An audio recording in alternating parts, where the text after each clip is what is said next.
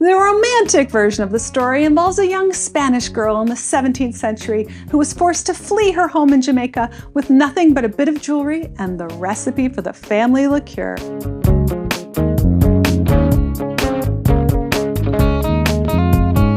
Hello and welcome to My Tiny Bottles, the project where I'm exploring my grandmother's legacy of miniature liquor bottles, one tiny bottle at a time. I'm your host, Tammy Coxon. Bottle number 40 is a bottle of Tia Maria, or as I have sometimes thought of it, the other coffee liqueur. Kahlua comes to mind more easily for me, although I don't know why it should. My stepmother would make a batch of homemade Tia Maria for Christmas every year, maybe because I was too young to drink it. Kahlua came first, invented in Mexico in 1936 and imported into the US in 1940. Jamaican competitor Tia Maria wasn't that far behind with a creation date of 1946. Like so many of these liqueurs, it comes complete with a marketing-driven origin story. The romantic version of the story involves a young Spanish girl in the 17th century who was forced to flee her home in Jamaica with nothing but a bit of jewelry and the recipe for the family liqueur. She survived and flourished thanks to the assistance of a loyal female servant who she called Tia Maria, who she then honored by naming the liqueur after her. The truth is much more pedestrian. The most likely claim seems to be that in 1946, Jamaican politician and businessman Maurice Cargill wanted to recreate a liqueur that his aunt used to make. When she wouldn't give him the recipe, he teamed up with Dr. Ken Evans to come up with one.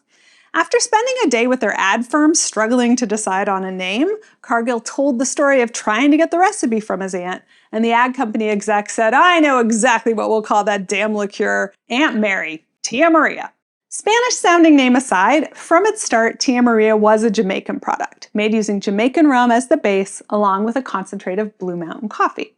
It was originally bottled at 31.5% ABV, but like most of these classic liqueurs, it got less alcoholic over time.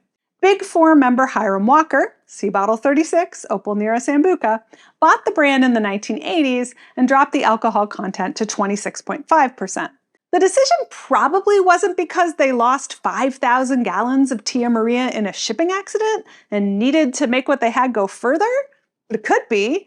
And that was one of the most fun tidbits of information that my research turned up, along with some amazing and not so amazing television advertisements.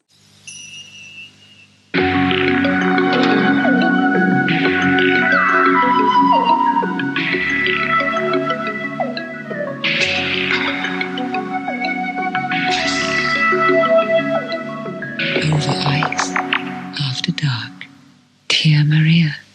Today's Tia Maria is really different from the stuff from the early days, and even from the 80s. In 2009, the brand was sold to Ilva Serrano, better known as the makers of bottle number 10, Di Serrano liqueur.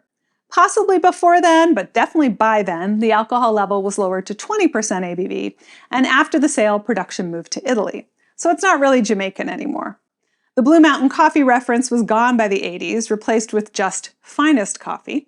In 2020, they rebranded as Tia Maria Cold Brew Liqueur with 100% Arabica coffee, the unmistakable notes of vanilla from Madagascar, and a touch of strong Jamaican rum.